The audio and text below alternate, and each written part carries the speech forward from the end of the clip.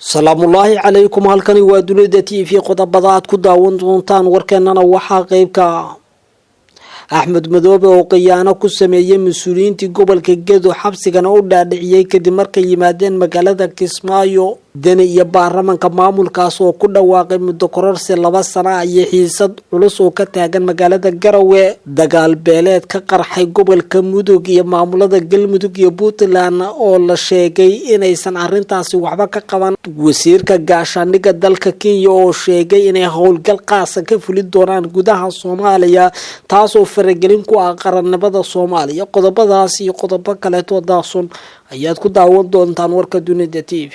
haddii ay tahay markii kugu horeysay aadna soo booqato waxaa mogaan aad subscribe saarto YouTube-kan kana mid noqoto saaxiibada ku xiran mahadsanid. aynu ka horeyno madaxweynaha maamulka Jubbaland ayaa ku sameeyay tilaabo lama filaana mas-uuliyiintii dhawaan uu heshiiska la galay ee gobolka Gedo. axmed maxamed islaan axmed madoobe ayaa la sheegay in dhammaan magaalada Kismaayo dhawaan uu keenay mas-uuliyiintii gobolka Gedo ee horay mucaaradka ugu ahaa maamulkiisa. madaxweynaha maamulka Jubbaland axmed maxamed islaan axmed madoobe ayaa markii uu keenay Kismaayo kadib waxa uu go'aansaday inuu xabsi guri ka dhigo mas-uuliyiintii gobolka Gedo ku magacaawna sidoo kale tan uu sameeyo magacaabis cusub. waxaa ugu horeeyay magacaabista la sameeyay maamulka degmada Luuq ee gobolka Gedo halkaas oo xilkii laga xayuubiyay mas-uuliyiintii ugu magacaawna dowladda Soomaaliya xilligii farmaajo isla markaasna ka soo horjeeday axmed madoobe. maxamuud sayid aadan madaxweyne ku-xigeenka ah maamulka Jubbaland ayaa sameeyay xilka qaadis iyo magacaabis ku wajahan maamulka gobolka Gedo iyo sidoo kale in gebi ahaanba meesha laga saaro dadkii mucaaradka horay ugu ahaa axmed maxamed islaan axmed madoobe. axmed madoobe ayaa dhawaan waxa uu ballan qaaday mas-uuliyiintii gobolka Gedo inay xilalkooda sii haysan doonaan isla markaasna uu heshiis ku yahay inay ka wada shaqeeyaan Jubbaland la wada leeyahay.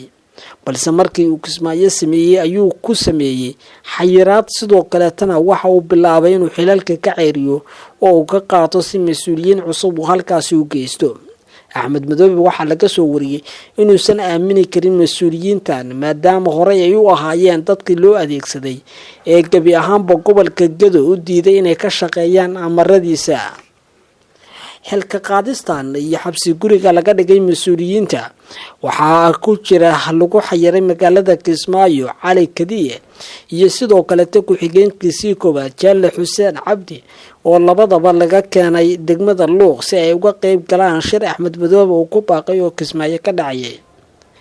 waxaa sidoo kale la xaqiijiyay in degmooyinka Baardheere, Garbaharey iyo sidoo kale Beled Xawo dib u eegis lagu sameyn doono maamulada maadaama mas-uuliyiintoodii ay ku sugan yihiin Kismaayo.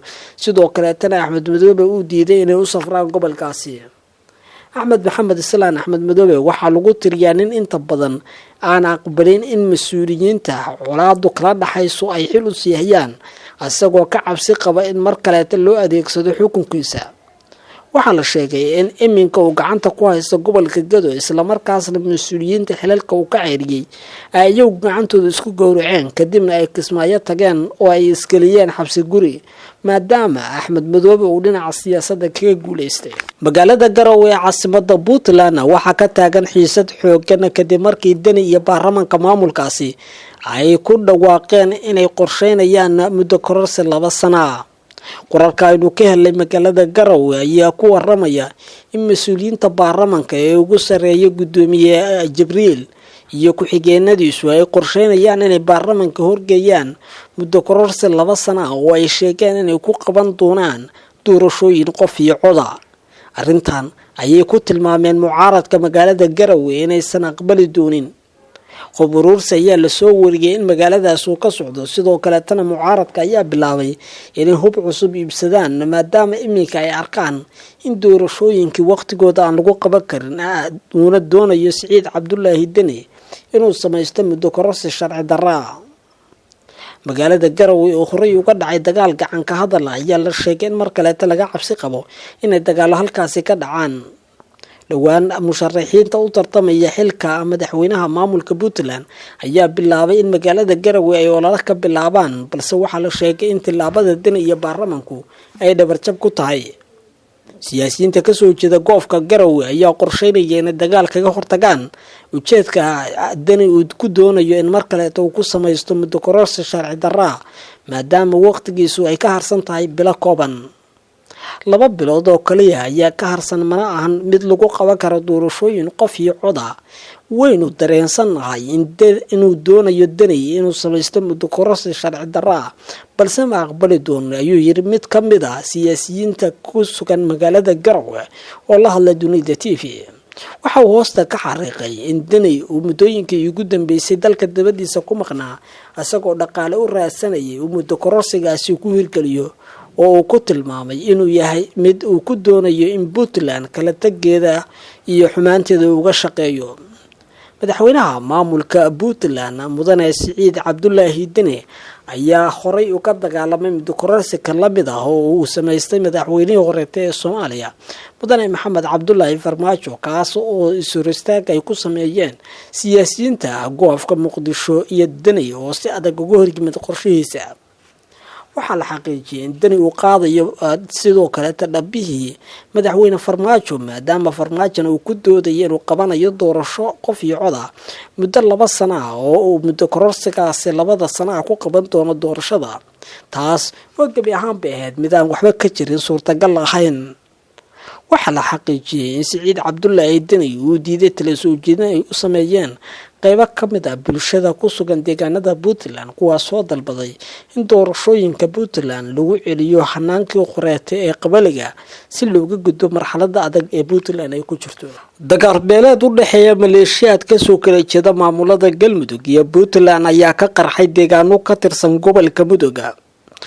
wararka naga soo gaaraya deegaanka Balisoof oo ka tirsan degmada Galdogob ee gobolka Mudug ayaa ku waramaya in halkaas uu ka dhacay dagaal geystay khasaaro iskugu jira dhimasho iyo dhaawac. dagaalka ayaa sida wararku sheegayaan waxa uu dhaxmaray 2 maleeshiya beeleed oo ka soo kala jeeda Puntland iyo Galmudug. inta la xaqiijiyay 10 ruux ayaa ku dhintay dagaalkaasi halka tiro intaas ka badan ay ku dhaawacmeen.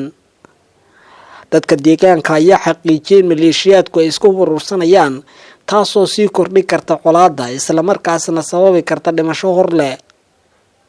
maamulada Galmudug iyo Puntland kama aysan hadlin dagaalada halkaasi ka dhacaya iyadoo ilaa iyo haatan aysan jirin ciidamo kala dhaxdhigay. wasiirka difaaca dalka Kenya Aadan Barre Ducaale ayaa shaaca ka qaaday in gudaha Soomaaliya ay ka fulin doonaan howlgalo qaasa oo aan nuuciisa hore loo adag. wasiirka difaaca dalka Kenya Aadan Barre Ducaale ayaa sheegay inay ugaarsan doonaan dadka dhaqaalaha ku taageera kooxda Al-Shabaab oo ay ka bilaabi doonaan dagaalkaasi gudaha Soomaaliya. wasiirka gaashaandhigga ayaa sheegay in kooxda Al-Shabaab ay kordhisay dhaqdhaqaaqyada dalka Kenya ay ka wadaan iyadoo uu sheegay in kooxahani ay caqabad ku yihiin ammaanka Kenya. wuxuu sheegay inay ugaarsan doonaan argagixisada xataa Soomaaliya gudaheeda oo ay kula macaamili doonaan gudaha iyo dibadda. Aadan Barre Ducaale waxa uu sheegay inay la dagaalami doonaan dadka dhaqaalaha ku taageera kooxda. wuxuuna sheegay inay bartilmaameedsan doonaan dadka maalgeliya oo ayagu doonaya in dhibaato ay u geystaan amniga dalka Kenya. wuxuu sidoo kale sheegay in dowladaha Mareykanka iyo Kenya ay dhawaan ka wada xaajoodeen sida ugu wanaagsan ee dagaalka kooxda loo soo afjari karo isla markaasna loo soo gabagabay karo dhibaatooyinka ay ka wadaan gudaha Soomaaliya iyo wadamada gobolka. warka ka daawanaysan Dunida TV agenda sidaas nabadgelyo.